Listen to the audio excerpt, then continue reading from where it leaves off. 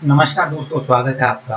दोस्तों, हम आज अफ्रीका है, उसको विश्व के मैप पर लोकेट करना, साथ ही साथ उसके हम जो जियोग्राफिकल और पॉलिटिकल जितने भी करंट में इवेंट्स रहे हैं वो, इसी के साथ साथ हम पूरी जो अफ्रीका है या अफ्रीका कॉन्टिनेंट को हम पूरे को हम वन बाय वन, जैसे वो पॉलिटी के ओर से हो या ज्योग्राफी को टच करता हो या फिर वो करता हो करंट इवेंट्स को, तो हम उसे कंप्लीट इंटायरली कंप्लीट कर लेंगे। तो स्टार्ट करते हैं दोस्तों। देखिए, सबसे पहले आपको, यदि आप अफ्रीका को देखते हैं तो आप पाएंगे कि अफ्रीका, देखिए मैं थोड़ा छोटा कर देता हूँ। अफ्रीका ना आपको ऐसा शेप दिखाई देगा जिसके अंदर यहाँ पर एक हॉर्न निकला हुआ है और फिर इधर अटलांटिक और इधर है। ठीक है। अब हम बात करें कि जो हमारा अफ्रीका है, एक मिनट दो। देखिए, सबसे पहले हम अफ्रीका के सबसे अपर साइड की बात करें, तो अपर साइड की बात करें तो हमें ना यहाँ पर एटलस एक माउंटेन दिखाई देगा। क्या माउंट, कौन सा माउंटेन? एटलस माउंटेन दिखाई देगा। ठीक है। यहाँ पर हमें एटलस माउंटेन, यहाँ आप देखेंगे तो यहाँ हमें एटलस माउंटेन दिखाई देगा। एटलस माउंटेन की बात करें तो ये अल्जारिया के आसपास जो दो तीन देश हैं उनके अंदर फैला हुआ है। और एटलस जो माउंटेन है उसके बारे में एक चीज याद रखनी है कि ये कौन से क्रम का है, कौन से युग का है। ये है प्री कैम्ब्रियन युग का। और कैसा है? नवीन वलित पर्वत। और आपको अभी तक ये नहीं पता कि नवीन वलित पर्वत किसे कहते हैं, तो मैं जल्दी ही इसका वीडियो सेगमेंट उपलब्ध करवाने वाला हूँ। तो आप जैसे ही डालेंगे कि न्यू फोल्डेड माउंटेन, तो बाय अंकित सर, तो वैसे ही आपको ये मिल जाएगा। अब हम जैसे ही एटलस पर्वत से आते हैं नीचे की ओर तो हमें मिलेगा सहारा। ठीक है, ये देखिए आप सहारा का पूरा रीजन देख सकते हैं। ये है हमारा सहारा। ठीक है। और सहारा, ये पूरा हमारा सहारा रीजन है। और सहारा के अंदर हम ईस्ट की बात करें तो सहारा के अंदर ईस्ट में ना हमें नूबियन और यहाँ चेज का एक मरुस्थल का नाम है वो दिखाई देंगे। और ये ना जो हमारा सहारा मरुस्थल, वो है ना अफ्रीका के अंदर 10 से अधिक देशों में फैला हुआ है। कितने देशों में? 10 से अधिक देशों में फैला हुआ है दोस्तों। फिर हम बात करें कि जैसे ही सहारा मरुस्थल, हमारा सहारा मरुस्थल के पूर्व में हमें दिखाई देगा इथोपिया का पठार। क्या दिखाई देगा? इथोपिया का पठार। और हम जैसे ही सहारा मरुस्थल से दक्षिण की ओर आएंगे तो हमें दिखाई देगा सवाना घास का मैदान। ये आप सवाना घास का मैदान देख रहे हैं, तो ये है हमारा सवाना घास का मैदान। ये पूरा सवाना घास का मैदान है। और सवाना घास के बारे में आपको क्या क्या याद होना चाहिए? वो याद होना चाहिए कि सवाना घास है ना, वो उष्ण कटिबंधीय घास है। कैसी घास है? उष्ण कटिबंधीय घास है। यहाँ पर है ना दुनिया के सबसे विशालकाय जीव पाए जाते हैं। और सबसे विशालकाय स्तनधारी जीव यहाँ आपको दिखाई देंगे आराम से। यदि आप डिस्कवरी चैनल देखते हैं तो वहां पर बहुत सारे शेर और कैटल्स को भागते हुए दिखाई दिया होगा, तो वो इस सवाना के ही हैं। और बड़ी बड़ी घास, तो ये सवाना की विशेषता है। अब सवाना के अंदर एक समस्या भी है। यहाँ ना फॉरेस्ट फायर की एक सबसे बड़ी समस्या है। और वो लगभग साल में एक बार, जैसे ही मौसम एरिड आया वैसे कि वैसे, तो फिर यहाँ से आग लगना प्रारंभ हो जाती है। और जैसे ही आग लगी तो यहाँ से क्या, जो यहाँ के जीव हैं, जितने भी कैटल्स हैं, वो पलायन करना, मतलब पलायन करना स्टार्ट किया। और पलायन करके स्टार्ट जैसे ही किया तो वो कहाँ जाएंगे? अब सहारा की ओर तो जा नहीं सकते, क्यों? क्योंकि वहां तो पहले ही मरुस्थल, खाएंगे क्या और पियेंगे क्या? तो वो जाते हैं कॉन्गो बेसिन में। किसमें जाते हैं? कॉन्गो बेसिन में। और कॉन्गो बेसिन की बात करें तो ये है हमारी कॉन्गो बेसिन। ठीक है। कॉन्गो बेसिन की बात करें तो यहाँ है ना उष्ण कटिबंधीय सदाबहार वन पाए जाते हैं। कैसे वन? उष्ण कटिबंधीय सदाबहार वन। ठीक है। और यहाँ सवाना घास के जितने भी कैटल्स हैं वो फॉरेस्ट फायर से बचने के लिए कहाँ, कॉन्गो का आसपास वाला रीजन है, क्योंकि यहाँ हरी घास भी होती है और पीने के लिए पानी भी होता है। और तो यहाँ पर ये आ जाते हैं। मैं एक चीज बताना भूल गया था, जो सहारा का रेगिस्तान है वहां पर है ना, आप यहाँ देखेंगे तो यहाँ ना ओजस का पठार दिखाई देगा आपको। क्या दिखाई देगा? ओजस का पठार। ये भी महत्वपूर्ण है, हम आगे पढ़ने वाले हैं इसको। अब हम जैसे ही और दक्षिण की ओर आते हैं तो हमें ना अफ्रीका में दिखाई देगा नामीबिया का मरुस्थल। किसका मरुस्थल? नामीब। ठीक है, नामीब मरुस्थल। और फिर हमें दिखाई देगा दूसरा कालाहारी मरुस्थल। अब कालाहारी मरुस्थल की बात करें तो ये शुष्क है, बहुत ज्यादा शुष्क। कैसा है? शुष्क। अब आपको एक चीज का याद रखना है, और वो है हमारे पास दो जनजातियां जो अफ्रीका कॉन्टिनेंटल में पाई जाती है, और वो है मसाई ट्राइबल और पिग्मी। देखिए, पिग्मी के बारे में आपको याद रखना है कि ये ना अमेजोन के आसपास वाले रीजन है, कॉन्गो बेसिन, तो वहां पर आप पाएंगे कि अब हम बात करें तो हम पिग्मी और मसाई के बारे में बात कर रहे थे। तो पिग्मी है ना, सबसे छोटी हाइट के अंदर सबसे छोटी हाइट है, और ये क्यों हुआ है? आपको अनुकूलन का सिद्धांत पढ़ा है? कांगो बेसिन के अंदर सदाबहार वन पाए जाते हैं, और इतने सघन वन है कि यहाँ रहना बहुत कठिन है, तो उनकी हाइट मतलब जो ऊंचाई है सामान्य जनजातियों की तुलना में छोटी है। क्यों? क्योंकि उनका पर्यावरण ऐसा है। फिर बात करें मसाई, मसाई सब दुनिया की सबसे ऊंचाई वाली जो ट्राइब्स है वो है मसाई जनजाति। तो इन मसाइयों की हाइट इतनी क्यों है? आपको पता है कि अगर हम शुष्क मौसम की, और यहाँ बहुत ज्यादा शुष्क मौसम है, और आपको पता है कि यहाँ पर पेड़ बहुत कम मात्रा में, और मौसम की शुष्कता होने के कारण जो ट्राइबल्स है वो, या ट्राइबल्स हो या कोई सा भी जीव हो, वो अपने आप अनुकूलन कर लेता है, और यह अनुकूलन का ही परिणाम है कि पिग्मी जनजाति एक ही कॉन्टिनेंट पर रहती है, वहां सबसे कम ऊंचाई वाली, और दूसरी ओर मसाई सबसे ज्यादा ऊंचाई वाली जनजातियों में से एक है। अब अफ्रीका के अंदर एक और बात करें तो अफ्रीका के अंदर जब आप देखेंगे तो अफ्रीका के अंदर आपको दिखाई देगा, देखिए ये सोमालिया से साउथ अफ्रीका के तक का रीजन, क्या ये है सोमालिया से साउथ अफ्रीका तक का रीजन, और इसको बोलते हैं ग्रेट अफ्रीकन रिफ्ट वैली। क्या बोलते हैं? Great African rift valley. क्या बोलते हैं? ग्रेट अफ्रीकन, एक सेकंड दोस्तों, ग्रेट अफ्रीकन रिफ्ट वैली, मेरे साथ बोलिएगा, great African rift valley. Great African rift valley की बात करें तो ग्रेट अफ्रीकन रिफ्ट वैली हमें कहाँ कहाँ दिखाई देगी?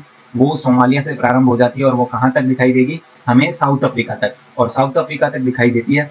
अब हम बात करें कि जो ग्रेट रिफ्ट वैली है, इसके अंदर ना कुछ झीलें पाई जाती है, असल लेक, ठीक है, तुर्काना, क्योंगो, और तंगानिका, और न्यासा। और इसी के साथ साथ जो हमारी कुछ महत्वपूर्ण झीलें हैं वो है एल्बर्ट, एडवर्ड और विक्टोरिया झील्स, ठीक है। ये हमारी क्या हो गया? African rift valley. और अफ्रीकन रिफ्ट वैली धीरे धीरे मतलब इनके अंदर गैप बढ़ता जा रहा है। अफ्रीकन रिफ्ट वैली का मैं आपको लिंक डिस्क्रिप्शन में दे दूंगा, वहां से आप देख पाएंगे और भी अच्छे तरीके से, क्योंकि हम इसको ज्यादा यहाँ नहीं पढ़ सकते। क्यों? क्योंकि हम वर्ल्ड ज्योग्राफी के अंदर इसे विस्तार से पढ़ेंगे। फिर हम बात करें कि यहाँ पर ड्रेनेज सिस्टम की भी बात कर लेते हैं। देखिए, एक सबसे बड़ी जो नदी है यहाँ की, सबसे बड़ी नदी नील नदी, ठीक है। अब ये ना विक्टोरिया झील से, कौन सी झील से? ये है हमारी विक्टोरिया झील से। और विक्टोरिया झील कहाँ कहाँ फैली है? ये तंजानिया, केन्या और युगांडा में, और विश्व की सबसे बड़ी ताजे पानी की झील है। कैसी है? विश्व की सबसे बड़ी ताजे पानी की झील है। कैसी झील है? विश्व की सबसे बड़ी ताजे पानी की झील। और आपको पता है जो विक्टोरिया झील है वो भूमध्य रेखा यहाँ से बीच से कट करती है इसे। और अब नील नदी की बात करें तो ये यहाँ से विक्टोरिया झील से निकलती है, और खार्तूम एक अफ्रीका का सबसे अच्छा पैलेस है, और इजिप्ट के अंदर, और इजिप्ट के अंदर जो नाइल नदी है, नाइल नदी के आसपास वाला एरिया, ये है ना, कृषि की दृष्टि से जो हमारा एग्रीकल्चर एक्टिविटीज है उनकी दृष्टि से ना बहुत ज्यादा महत्वपूर्ण है, बहुत ही ज्यादा महत्वपूर्ण। इसके कारण इजिप्ट है, हमारे इजिप्ट को हम कई बार नील नदी का वरदान भी कहते हैं। तो ये थी हमारी नील नदी। और विक्टोरिया झील तंजानिया, केन्या और युगांडा के अंदर फैली हुई। आपको कर्क रेखा के बारे में, माही के बारे में तो पता ही है, जो कर्क रेखा को 2 बार काटती है इंडिया की।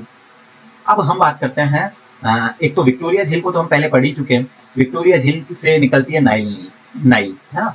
और अब हम एक जाम्बोजी रिवर की बात करें तो जिम्बाब्वे और जाम्बिया के अंदर ये अपना ड्रेनेज सिस्टम प्रभावित होता है इसका। अब लिम्पोपो रिवर की बात करें, देखिए आप ये देखेंगे लिम्पोपो रिवर, तो ये ना मकर रेखा को कितनी बार काटती है? 2 बार। और कर्क रेखा को काटने वाली कौन सी है बताइए? माही। लिम्पोपो रिवर कर्क रेखा को 2 बार काटती है। लिम्पोपो कर्क रेखा को कितने बार काटती है? 2 बार। और जाम्बोजी रिवर जिम्बाब्वे और जाम्बिया के अंदर। फिर हम बात करें कि कांगो रिवर आप देखोगे तो इसका ड्रेनेज सिस्टम बहुत अच्छा है। आप देखेंगे तो ये है ना हमारे वर्ल्ड की लार्जेस्ट सेकंड नंबर पर आने वाली नदी है। कैसी है? सेकंड नंबर पर आने वाली। और ये ना इक्वेटर को 2 बार काटती है। अब आपने है ना एक मतलब संयोग देखेंगे, मकर रेखा को 2 बार काटने वाली लिम्पोपोे रिवर, कॉन्गो रिवर इक्वेटर को 2 बार काटती है। फिर विक्टोरिया से इक्वेटर गुजरती है और माही से ट्रॉपिक ऑफ कैंसर, ठीक है, और लिम्पोपो से ट्रॉपिक ऑफ कैप्रिकॉर्न। और कांगो, ये ना कॉन्गो 2 देशों के अंदर है, रिपब्लिक कॉन्गो और कॉन्गो में। और जो एक हमारी महत्वपूर्ण नदी एक और है वो है नाइजर, ठीक है। और नाइजर नदी को बोलते हैं पाम ऑयल रिवर। क्या बोलते हैं? पाम ऑयल रिवर, क्योंकि यहाँ पाम ऑयल का बहुत अच्छा प्रोडक्शन करता है इसका बेसिन। तो ये किस किस में है? नाइजर और नाइजीरिया के अंदर आपको दिखाई देगी। तो ये था हमारा अफ्रीका के ड्रेनेज सिस्टम। अब साहिल पट्टी की बात करें तो साहिल पट्टी है ना हमेशा करंट अफेयर्स में किसी न किसी कारणों से बनी रहती है, और ये ना आप देखेंगे तो पॉलिटिकली बहुत ज्यादा अनस्टेबल रीजन है। आप यहाँ देखेंगे तो इसके अंदर आता है सेनेगल, ठीक है, Mali, Sudan, Niger, Nigeria, Burkina Faso और गिनी बिसाऊ। क्या क्या? गिनी बिसाऊ। ये है हमारे किसके रीजन? साहिल पट्टी के रीजन, ठीक है। साहिल पट्टी को मैं रेड से कर देता हूँ। ये है हमारी साहिल पट्टी, क्योंकि ये पॉलिटिकली अनस्टेबल है। क्या है? Politically unstable. फिर हम बात करें साहिल रीजन की, तो साहिल रीजन के अंदर कई देश हैं जो हमेशा, मैंने आपको बताया, पॉलिटिकली स्टेबिलिटी।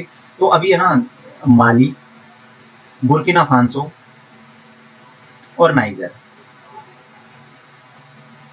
क्या ये 3 देश हैं। और इन्होंने क्या किया है? आर्म्ड रिबेलियन से के खतरा है ना, जो सशस्त्र विद्रोह का खतरा, उससे बचने के लिए इन्होंने क्या किया है? सहयोग, तीनों ने एक साथ मिलकर क्या किया है? सहयोग किया है, जो अपनी एक सेना भी बनाई है साझा। अब वेस्टर्न और नॉर्दर्न सेंट्रिक है ये, और ये आपको मैं बता दूं कि ये है ना जो एरिया साहिल पट्टी वाला, वो पड़ता है सेमी एरिड रीजन में। और आप यहाँ देखेंगे कि यहाँ कौन कौन से एरिया है आसपास के, तो कौन कौन से जो हमारे देश हैं, माली, बुर्किना फासो और नाइजर ने, तीनों ने मिलकर एक आर्म रिबेलियन के खिलाफ है ना एक मतलब तीनों ने साथ मिलकर एक संगठन बनाया है, या तीनों ने सहयोग करने का एक वादा किया है। तो आपको पता ही है कि जो साहिल रीजन है वो सेमी एरिड एरिया है। आप इसके ना ईस्ट में बात करेंगे तो इरिट्रिया है, इरिट्रिया की सीमा लगती है इथोपिया से, और फिर सऊदी अरब की इरिट्रिया के जस्ट ऊपर। जब सूडान की बात करेंगे हम, तो सूडान के जस्ट ऊपर सूडान की सीमा लगती है इजिप्ट से, फिर लगती है साउथ सूडान से। फिर चाड की बात करें तो इसकी सीमा लीबिया से लगती है, और फिर नाइजर और नाइजीरिया, कैमरून और अल्जीरिया, इनके आसपास का जो रीजन है, माली हुआ, बुर्किना फासो हुआ, मारियाटानिया हुआ, सेनेगल हुआ, ये आसपास वाला रीजन हमेशा अनस्टेबल रहता है। अब करंट अफेयर्स में जो थे, क्योंकि हम सारा तो पढ़ नहीं सकते, सारा तो मतलब अफ्रीका रीजन इतना बड़ा है कि हमें कम से कम पीएचडी, और आपके लिए एक चीज और बता दूं कि हम इन पर पीएचडी भी कर सकते हैं, किसी भी देश पर पीएचडी की जा सकती है। तो हम उतना नहीं पढ़ेंगे, हम एग्जाम के जो देखते हुए हैं एग्जाम को, हम जो करंट में रहे हैं टॉपिक्स या बहुत ज्यादा महत्वपूर्ण है उनको पढ़ेंगे। तो आपको एक सेनेगल के बारे में आपको याद रखना है, और ये सेनेगल आपको यहाँ दिखेगा अफ्रीका के लास्ट कॉर्नर पर, ठीक है। और सेनेगल की सीमा लगती है अंटार्कटिक से। अब बात करें कि सेनेगल का जो आधार है ना अर्थव्यवस्था का, वो है मूंगफली। क्या है? केवल और केवल एक आधार है, वो है मूंगफली, ठीक है। सेनेगल की अर्थव्यवस्था का आपको पता चली गया। अब क्या हो रहा है कि जो सेनेगल है ना, उसकी राजधानी है डकारा। अब इसके अंदर है ना संघर्ष होता रहता है, और आसपास वाला रीजन क्योंकि अनस्टेबल है, मारियाटाना से इसकी सीमा लगती है, फिर माली से, और गिनी बिसाऊ, ये आसपास वाले एरिया बहुत ज्यादा अनस्टेबल है, तो इसका प्रभाव इस पर भी पड़ता है, और इसमें अभी संघर्ष देखा गया भयंकर। नाइजीरिया की बात करें तो नाइजीरिया की जो कैपिटल है वो अबूजा है। क्या है? नाइजर की कैपिटल है अबूजा। और ये ना अभी फूड सिक्योरिटी को लेकर बहुत ज्यादा अनस्टेबल है। फूड सिक्योरिटी का भी बहुत भयंकर क्राइसिस चल रहा है यहाँ पर, और अभी है ना यहाँ पर आपातकाल लगाया गया था फूड सिक्योरिटी के कारण। फूड सिक्योरिटी का खतरा यहाँ बहुत भयंकर बढ़ गया था, इसके कारण यहाँ है ना इमरजेंसी लगाई गई है। और अब बात करें कि इसकी सीमा किस किस से लगती है इसकी, तो नाइजीरिया की आप देखेंगे तो इसके एक और 4, ठीक है। फिर कैमरून, नाइजर, बेनिन और गिनी की खाड़ी, ठीक है। अब नाइजर की बात करें, देखिए ये था हमारा नाइजीरिया और ये है नाइजर। नाइजर की राजधानी है नियामी। क्या है? नियामी। और अभी है ना मिलिट्री का यहाँ है ना मिलिट्री का पावर कब्जा हो गया है, मतलब जो इनका पूरी पावर थी उस पर है ना मिलिट्री का कब्जा हो गया है। और यहाँ पर दुनिया की सबसे लार्जेस्ट रिवर नाइजर नदी है और इसकी सीमा किससे लगती है? लीबिया से, चाड से, नाइजीरिया से, बुर्किना फासो और किससे? माली। अब आप देखेंगे कि भाई जब इतनी भयंकर अनस्टेबिलिटी है तो इसका असर आसपास के रीजन पर भी पड़ेगा, तो आसपास के रीजन भी लगातार अनस्टेबल होता जा रहा है। नाइजर के अंदर क्या हुआ है? सेना का सत्ता पर कब्जा हो गया है, सेना का शासन, जैसे कि हमारे पड़ोसी देश में होता रहता है। फिर हम बात करें माली की। माली की राजधानी की बात करें तो माली की जो कैपिटल है वो बमाको है, ठीक है। और यूएन ने कॉन्स्टिट्यूशनल रूप से जनमत संग्रह का समर्थन करवाया है। क्या करवाया है? कि यहाँ पर क्या होगा? जनमत संग्रह है, कॉन्स्टिट्यूशनल रेफरेंडम, ठीक है। कहाँ पर? माली में। माली में अरे भैया आप कहीं भी गए तो किसी को सामान वामान देने के लिए क्या चाहिए हमें? बहुत सारा माल, तो उसे हम एक साइड से दूसरे साइड भेज सकते हैं। तो माली के अंदर क्या होगा भाई? जब ही तो हम माल बेच सकते हैं कि जब जनमत हो। अरे भाई आप कहाँ बेच ही नहीं सकते अगर आपका वहां की जनता कोई विद्रोह कर दे तो वैसे करके आप याद कर सकते हैं कि कॉन्स्टिट्यूशनल रेफरेंडम की बात तो माली के साथ की गई है और वो यूएनओ ने की है, तो इसका समर्थन किया है यूएनओ ने। आप ऐसे याद कर सकते हैं, यूएनओ ने संवैधानिक जनमत संग्रह या कॉन्स्टिट्यूशनल रेफरेंडम का प्रयोग समर्थन किया है। कहाँ पर? माली के अंदर। अब हम बात करें बुर्किना फासो। अब जो फ्रांसीस एम्बेसी थी उसके अंदर है ना जो डिफेंस अटैच था उसको हटाने का आदेश दिया है बुर्किना फासो की सरकार ने। तो ये हमारा बुर्किना फासो हो गया। अब हम बात करें सूडान की, है ना। तो सूडान की बात करें तो सूडान की राजधानी है हमारे पास खार्तूम। और खार्तूम के अंदर है ना अभी भीषण संघर्ष चल रहा है। इसकी एक जो सूडान है उसकी सीमा है ना एक, आप देखेंगे तो आपको कहाँ दिखाई देगी? रेड सी में भी दिखाई देगी। और आपको जो सबसे ज्यादा अनस्टेबल एरिया है ना यहाँ का, वो कुछ लगातार आसपास के रीजन में आबेल रीजन और ये है हल इब ट्रायंगल। ये 3-4 जगह है सूडान की, वहां पर है ना लगातार संघर्ष हमेशा ही होता रहता है। और ये ना मतलब सीमा विवाद है कई देशों के साथ, ये 2 रीजन्स पर, पहला तो इस पर और दूसरा इस पर। ये साउथ साउथ सूडान और अफ्रीकन रिपब्लिक और इजिप्ट के साथ हल इब ट्रायंगल पर। खार्टूम में भी संघर्ष हुआ है, आपको पता ही है। जब हम रेड सी की बात करें तो ये ना रेड सी हमारे लिए क्यों महत्वपूर्ण हो जाता है? आप देखेंगे कि रेड सी हमारे लिए इस वजह से महत्वपूर्ण हो जाता है कि आप जब देखेंगे तो ये अफ्रीका और एशिया के बीच एक खाड़ी है, ठीक है। किस किस के बीच? अफ्रीका और एशिया के बीच। और आप देखेंगे कि यह है ना दक्षिण में, ठीक है, बाब अल मंदाब और अदन की खाड़ी से जुड़ा है। किससे? बाब अल मंदाब और अदन की खाड़ी से।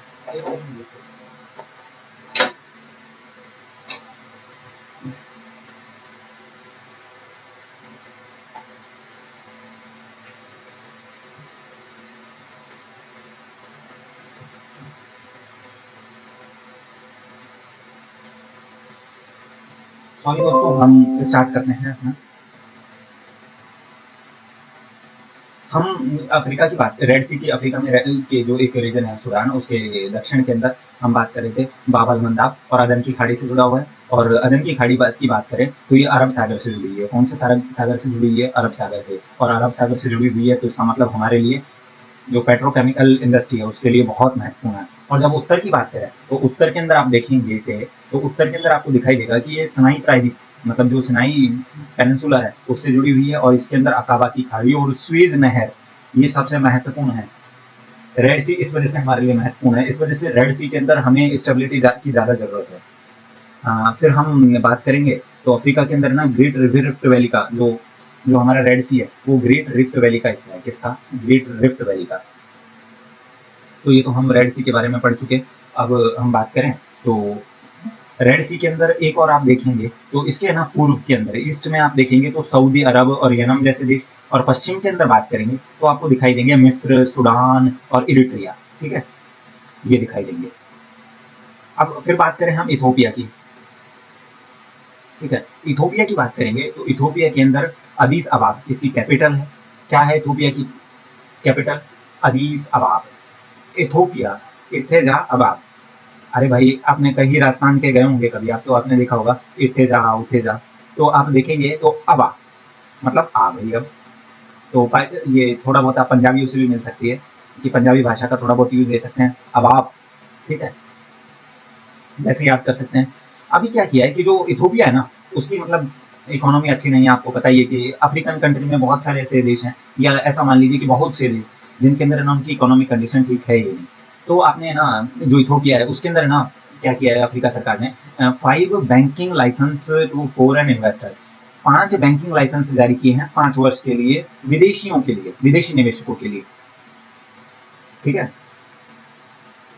और अमहरा है ना, इसकी एक स्टेट है अमहरा, उसके अंदर है ना इमरजेंसी की घोषणा भी कर दी है इसमें। और ये आपको इथोपिया के बारे में बात करना है, इथोपिया का प्रायद्वीप के बारे में भी हम थोड़ी बहुत चर्चा करेंगे। ये ना हॉर्न ऑफ अफ्रीका के अंदर, जो पूरा हॉर्न ऑफ अफ्रीका है, कि आप देखेंगे कि ये हमारा अफ्रीका है, तो यहाँ पर है ना ये हॉर्न सा निकला हुआ है, यहाँ पर जो पूरा हॉर्न ऑफ अफ्रीका है, वहाँ पर सबसे बड़ी आबादी वाला देश है यहाँ ये। तो इसकी सीमा आप देखेंगे, ये तो पूरा हॉर्न ऑफ अफ्रीका रहा, तो यहाँ है ना इसकी सीमा रेड सी से लगती है, और गल्फ ऑफ अदन, ये खाड़ी यहाँ से लगती है, तो इसलिए इसकी स्थिति अच्छी खासी महत्वपूर्ण है।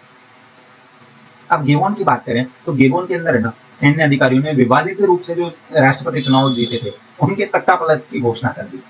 तो और गेबन के बारे में आपको एक फैक्ट याद कर रखना है कि वो कहाँ पर स्थित है, इक्वेटर पर। गेबोन राष्ट्रपति के तख्तापलट, राष्ट्रपति को कहाँ तख्तापलट करने की गेबोन के सैन्य अधिकारियों ने ये घोषणा कर दी, तो ये याद हो जाएगा आपको।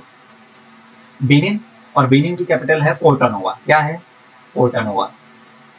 बेनिन का सबसे, आपको पता है कि अभी भारत ने घोषणा की है, भारत सरकार ने, कि बेनिन है ना भारत का सबसे बड़ा व्यापारिक भागीदार है। क्या है? सबसे बड़ा व्यापारिक भागीदार है और निवेशक। अब गिनी बिसाऊ की बात करें तो गिनी बिसाऊ हमारे लिए सबसे महत्वपूर्ण है अभी के लिए। गिनी बिसाऊ ने अपनी पूरी काजू, मतलब उसकी काजू, या मैं सकूँ कि 95 या से 98% जो फसल है उसकी, वो प्रोसेसिंग के लिए, प्रसंस्करण के लिए कहाँ भेज रहा है? भारत भेज रहा है, गिनी बिसाऊ। तो ये हमारे लिए महत्वपूर्ण है, गिनी बिसाऊ। आप तो भैया काजू खाएंगे, गिनी बिसाऊ का नाम याद आते ही, ठीक है, वैसे याद कर सकते हो आप। अब हम बात करें अफ्रीका की। ठीक है, अफ्रीका के अंदर जो अफ्रीका देखेंगे आप, तो इसके ईस्ट में जैसे जाएंगे तो हमें यहाँ है ना दिखाई देगा कोमरोस द्वीप। ये ना कोमरोस द्वीप समूह है, और माहौली और अंजोन। आपको याद रखना है कोमरोस द्वीप समूह है, कि अगर आपको ये तीनों नाम दे दे कि क्या है, ग्रांड कोमरो, मोहेली और अंजोन। ग्रांड कैमेली, ठीक है, ग्रांड कैमेरो मेरे साथ बोलिएगा, ग्रांड कैमेरो, ग्रांड कैमेरो, मोहोली और अंजोन। क्या है? अंजोन। ये कोमरोस द्वीप समूह के द्वीप हैं जो मेडागास्कर और अफ्रीका के बीच में स्थित है। इनकी अवस्थिति हिंद महासागर में हुई है, और ये ना कोमरोस जो द्वीप समूह है वो ज्वालामुखी गतिविधियों के कारण बने हैं। और हमारा जो INS त्रिशूल है उसने अभी कोमरोस द्वीप समूह का क्या किया है, पूरा चक्कर लगाया है, या उनका दौरा भी किया है। तो कोमरोस द्वीप समूह में ग्रांड कोमोरो, मोहिली और अंजोन, ये 3 द्वीप समूह है, महत्वपूर्ण है। अब हमारे पास आ जाता है तंजानिया। तंजानिया की बात करें तो तंजानिया के अंदर ना हमारा IIT मद्रास है, उसने अपना फर्स्ट कैंपस कहाँ स्टेबल किया है? वो जांजीबार में। कहाँ पर? कहाँ पर? जांजीबार में। तंजानिया के जांजीबार में IIT मद्रास ने अपना फर्स्ट कैंपस ओपन किया है। और इसी तंजानिया की जो कैपिटल है वो डोडोमो है, और यहाँ की कुछ झीलें हैं तंजानिया के अंदर है, विक्टोरिया झील और टोगानिका झील। कौन सी? टोगानिका और विक्टोरिया झील। ठीक है, फिर हम बात करें युगांडा। युगांडा के अंदर भी हमने पहले पढ़ लिया विक्टोरिया झील। अब जिम्बाब्वे की बात करें तो जिम्बाब्वे की कैपिटल है हरारे। क्या है? जिम्बाब्वे की कैपिटल हरारे। और जिम्बाब्वे, जाम्बिया और जिम्बाब्वे नदी इससे प्रवाहित होती है। ठीक है, और करीबा लेक एक महत्वपूर्ण है यहाँ पर। करीबा लेक के बारे में हम बात करें तो करीबा लेक जाम्बिया में है, और ये जल की मात्रा के हिसाब से दुनिया में ना सबसे बड़ी मानव निर्मित झील है। कैसी है? दुनिया में सबसे, जल को जो कैपेसिटी है उसके हिसाब से। जाम्बिया की राजधानी की बात करें, जाम्बिया की कैपिटल है लुसाका। क्या है? लुसाका। जाम्बिया लुसाका, ऐसे याद कर सकते हैं आप। अब मोजाम्बिक की बात करें तो मोजाम्बिक की कैपिटल है मोपाटो। क्या है? मोपाटो। और ये ना हमारे लिए क्यों महत्वपूर्ण है? कोबो डेल्गो गैस फील्ड, कोबो डेल्गो गैस फील्ड के कारण। मोजाम्बिक हमारे लिए सबसे महत्वपूर्ण है। कोबो डेल्गो गैस फील्ड्स के कारण हमारे लिए सबसे महत्वपूर्ण है। और यहाँ पर है ना एक न्यासा नदी जिसे मालवी झील भी कहते हैं वो है यहाँ। और भारत जो कोबो डेल्गो गैस फील्ड है वहाँ पर है ना हमारी ONGC, OIL और BPCL की 30% हिस्सेदारी है। कितनी? 30% शेयरिंग रखती है। मोजाम्बिक के अंदर कोबो डेल्गो गैस फील्ड है, वहाँ पर भारत की ऊर्जा कंपनियां अपना बहुत अधिक हित रखती है या हिस्सेदारी रखती है, और जिनमें ONGC, IOL और BPCL 30% से अधिक हिस्सेदारी रखती है। और मोजाम्बिक की राजधानी क्या है? मुक्तो। अब रेड सी के बारे में बात कर लेते हैं थोड़ी सी, ऐसा क्या क्यों हम ऊपर बात कर चुके हैं। तो रेड सी इसराइल और हमास के कारण हमेशा अभी अनस्टेबल बना हुआ है। और हूती जो है, जो यमन की जनजाति है, हूती मिलिशिया, उन्होंने राल संघर्ष में संघर्ष लगातार बढ़ाती जा रही है वो। और ये वैश्विक, अब जब बात करें रेड सी की हम, तो रेड सी हमारे लिए क्यों महत्वपूर्ण हो जाता है? ये है ना वैश्विक व्यापार के लिए महत्वपूर्ण है। ये स्वेज नहर के ईस्ट और वेस्ट में बहुत ज़्यादा महत्वपूर्ण है। और ईस्ट से वेस्ट का जो व्यापार है वो 15% होता है, इससे 15% हिस्सेदारी रखता है। रेड सी क्यों महत्वपूर्ण है हमारे लिए? एक तो वैश्विक व्यापार में अपनी बहुत महत्वपूर्ण भूमिका निभाता है, और जो स्वेज नहर है, जो ईस्ट से वेस्ट का जो ट्रेड है, उसके अंदर 50% 30 को हम बात करें तो ये है ना व्यापार के अंदर 13 से और 15% अपना हिस्सा रखती है। तो ये था हमारा रेड सी। तो दोस्तों आपको बहुत अच्छा लगा होगा वीडियो, तो धन्यवाद आपका। और हम आपके लिए ऐसे अच्छे से अच्छे वीडियोस आपके लिए लाते रहेंगे, आप हमें सपोर्ट जरूर कीजिएगा।